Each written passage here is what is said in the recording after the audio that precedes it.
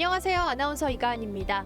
목포 여수 MBC가 공동으로 제작한 다가온 뉴스 시간입니다. 오늘은 지역 특수교육의 새로운 요람이 개교했다는 소식과 지역 아동센터의 환경과 종사자의 처우가 열악하다는 소식 등을 준비했습니다. 함께 만나보시죠.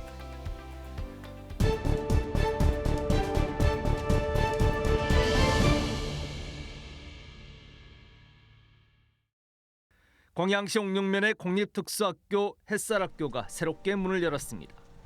지난 2009년 폐교된 광양 옥룡중학교를 3년여에 걸쳐 리모델링해 새롭게 개교한 겁니다. 광양 햇살학교는 초중 고등반과 전공과 등 모두 19개 학급에 재학생 수만 85명입니다. 특히 교육과 치료, 직업교육시설 외에 미디어 교육실, VR, AR실 등 장애학생들의 미래생활 역량 강화를 위한 최첨단 미래교육시설이 구축됐습니다. 햇살학교는 전라남도의 햇살, 세계 으뜸 햇살로 발전해가는 전라남도의 자부심, 더 나아가 대한민국의 자부심이 될 수 있도록 계속 진화해 갈 것입니다. 그동안 광양적 장애학생들은 순천의 특수학교로 가기 위해 왕복 2시간이나 넘게 걸리는 통학버스를 이용해야 했습니다. 그래서 이번 햇살학교의 개교가 더욱 반갑습니다. 신상이나 옥곡면 이쪽 아이들은 훨씬 거리가 멀잖아요. 그러면 8시도 안 된 시간에 통학버스를 타고 해야 되니까 불편한 점이 좀 많았었죠. 학교가 순조롭게 개교하기까지는 지역사회도 큰 역할을 했습니다.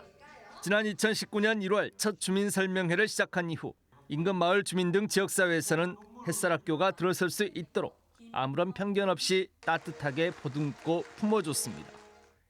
그동안 할 수 있는 학생들은 주변에 돌아다니면 이제 우리가 가면서 가끔 보는데 이제 그 웃는 얼굴이 그렇게 보기 좋습니다. 지역사회의 따뜻하고 빛나는 햇살과도 같은 지지와 응원 속에서 첫 발을 내딛게 된 전남 4번째 공립특수학교 햇살학교. 지역의 장애 학생들이 공동체적 삶을 실천하고 희망을 가꾸고 미래를 준비할 수 있는 요람으로 기대를 모으고 있습니다. MBC 뉴스 김주입니다. 7,000마리의 돼지를 사육할 수 있는 대형 축사. 공사 과정에 불법 행위까지 자행되면서 주민 반발을 샀던 곳입니다. 답답하고요. 무슨 이유로 이렇게 허가를 내준가 모르겠어요, 군에서는. 대규모 태양광 시설이 조성된 현장은 흙탕물이 인근 저수지에까지 흘러드는 피해가 발생했습니다. 주민들 그 농사에 그 지장이 있고 특별히 또 뭐 토화 양식장이랄지 논농사랄지 이런데 그 흙탕물이 유입이 되면서 이처럼 농어촌 지역에 축사와 신재생 에너지 등 인허가가 남발되면서 집단 민원이 끊이지 않고 있습니다. 영암군 의회가 집단 갈등을 유발할 수 있는 시설에 대해 사전 고지 조례 제정을 추진해 눈길을 끌고 있습니다. 해당 시설에 대한 정확한 정보를 주민에 제공하고 집단 민원 등 갈등 발생에 따른 사회적 비용을 줄이자는 취지입니다. 앞으로 행정이 개발 행위를 하는 과정에서 또 개발 행위를 하려고 하는 개발업자들이 지역 주민들에게 훨씬 성의 있게 설명을 할 것으로 기대합니다. 인허가 신청을 접수하면 7일 이내 군청 홈페이지에 게재하고 이장과 공동주택 입주자 대표에 고지하도록 규정하고 있습니다. 또 주민들은 해당 시설 인허가에 대해 군수에게 서면으로 의견을 제출하고 군수는 검토 결과를 주민에 통지하도록 했습니다. 대상 시설은 축사와 위험물 시설, 폐기물 처리장, 발전시설, 장례시설 등 7가지로 규정했습니다. 그동안 인허가 과정에 배제된 반면 피해는 모두 떠안았던 주민들이 사전 고지제를 통해 제 목소리를 낼 수 있는 기회를 찾게 됐습니다. MBC 뉴스 문현철입니다. 탁 트인 바다에 떠 있는 섬들이 한 폭의 호수 같은 풍경을 만들어냅니다. 다도의 비경을 바라보며 걷는 숲길에는 남부 지역에서 자생하는 난대숲이 고즈넉하게 펼쳐져 있습니다. 이른 봄이지만 동백과 구실잡밥나무, 북가시나무들은 싱싱한 녹색을 뽐내며 탐방객들을 맞이합니다. 잎부터 껍질, 뿌리까지 전부 약재로 쓴다는 그 유명한 남쪽에서만 볼 수 있는 호박이 아니고 후박나무. 걷기 코스 곳곳에는 다도해를 한눈에 조망할 수 있는 전망대와 그네 등 아기자기한 시설도 마련돼 즐거움을 줍니다. 바다도 보고 싶고 또 산도 가고 싶었는데 여기 오니까 바다도 볼 수 있으면서 동시에 산길도 걸을 수 있어서 두 가지를 같이 융합해서 볼 수 있는 장소여서 너무 좋은 것 같아요. 전국에서 최초로 조성된 완도 해양치유숲에는 해양치유센터도 마련돼 다양한 해양치유 프로그램에도 참여할 수 있습니다. 이곳에서 조약돌 같은 아름다운 다도해 경관을 조망하면서 걷고 숨쉬는 것만으로도 코로나로 지친 몸과 마음을 푸른 하늘을 벗삼아 다도해의 비경을 마주하며 걷는 완도 해양치유의 숲에는 해수 온열 치유실과 해수 족욕장 등도 마련돼 색다른 체험거리를 제공하고 있습니다. MBC 뉴스 김윤희입니다.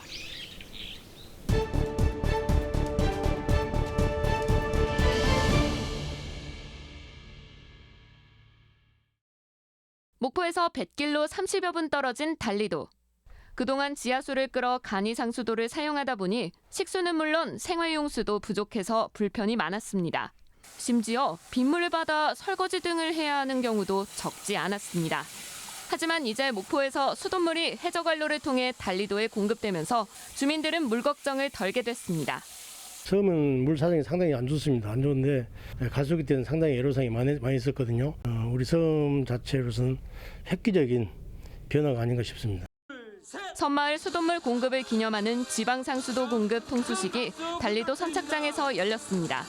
목포 지역 섬지역 상수도 해저관로 매설 공사가 본격적으로 시작된 것은 2019년 11월. 2년 4개월여 만에 목포 북항에서부터 장자도, 율도, 그리고 달리도까지 해저 4.8km, 육상 10km의 상수도 관로가 매설됐습니다. 목포시는 오는 5월 목포 외달도에도 해저관로 매설 공사를 마무리해 안정적인 수돗물을 공급할 계획입니다. 금년 말에 외달도까지 개통을 하면은 우리 섬 지역의 물 문제를 100% 해결해서 목포 전체 상수도 급수율을 물 걱정이 사라진 목포 섬 지역 주민들은 이제 정주 여건이 크게 개선될 것으로 기대됩니다. MBC 뉴스 양정은입니다. 여수의 한 지역 아동센터의 학교 수업을 마치고 온 초등학생들로 가득합니다.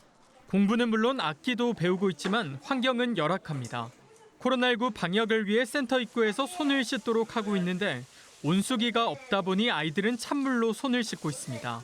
추운 겨울날 때 코로나 때문에 손을 자주 씻어야 하는데 차가운 물밖에 나오지 않아 선생님들께서 주전자에 따뜻한 물을 부어서 씻었어요.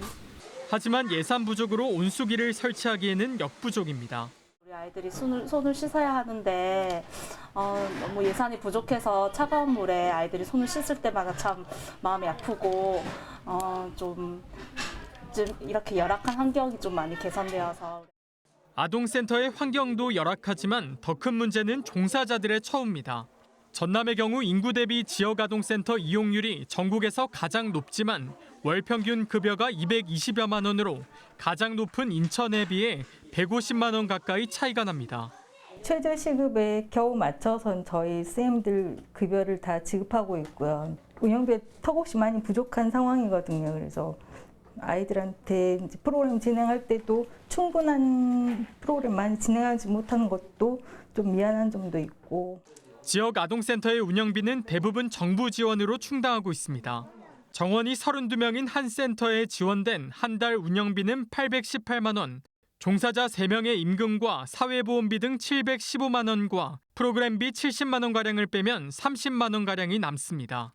임대료 등을 내기도 모자라 후원에 의존하거나 종사자들의 사비를 걷어내고 있는 상황.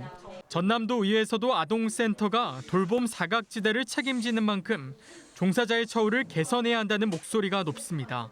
지방자치단체의 적극적이고 좀 실효적인 대책, 다시 말해서 호봉제 도입이라든가 호봉제에 준하는 처우 개선 이런 게 좀 필요하다 이런 생각을 하고 있습니다. 전남의 지역아동센터는 374곳으로 560여 명의 아이들이 돌봄을 받고 있는 가운데 돌봄 환경과 종사자 처우 개선에 대한 근본적인 대책 마련이 시급합니다. MBC 뉴스 안상혁입니다. 일본 오카야마현의 한 주택가에 자리 잡은 작은 기둥과 돌멩이들. 1597년 정유재란 때 왜군이 베어간 조선인 1000여 명의 귀가 묻혀 있는 귀무덤입니다. 임진왜란과 정유재란 당시 도요토미 히데요시는 조선인의 코와 귀를 베어온 장수들에게 포상을 내렸습니다. 그렇게 가져간 코와 귀로 만든 무덤이 일본에 5곳이 남아 있는데 여기에 희생돼 묻힌 우리 선조들은 20만여 명에 이르는 것으로 알려져 있습니다. 현지의 일본인들은 거의 모르는 상태에 있어요. 바로 귀무덤이 있는 마을에도 모르고 있는데 순천 외성과 검단산성 등이 위치해 정유재란의 마지막 격전이 벌어졌던 순천 지역. 순천에서는 희생된 조상들의 원혼을 기리고 역사를 바로잡기 위해 일본에 있는 귀무덤과 코무덤을 고국으로 봉환하자는 움직임이 일고 있습니다. 민간단체 귀무덤 봉환추진운동본부는 최근 순천문화회관에서 출범식을 열고 자문위원 등을 위촉했습니다. 마지막 격전지여서 여기가 굉장히 피해가 컸었고 그 동부 육군 쪽의 병사 양민들 길, 코를 제일 많이 베어갔다고 합니다. 그래서 그 무덤을 우리 순천 여기 평화공원에다가 안치하면 어떻겠냐 그런 취지로. 운동본부는 앞으로 관련 학술대회를 개최하는 한편 일본 시민단체와 함께 귀무덤과 코무덤을 봉환하기 위한 활동들을 이어갈 계획입니다. MBC 뉴스 강서영입니다.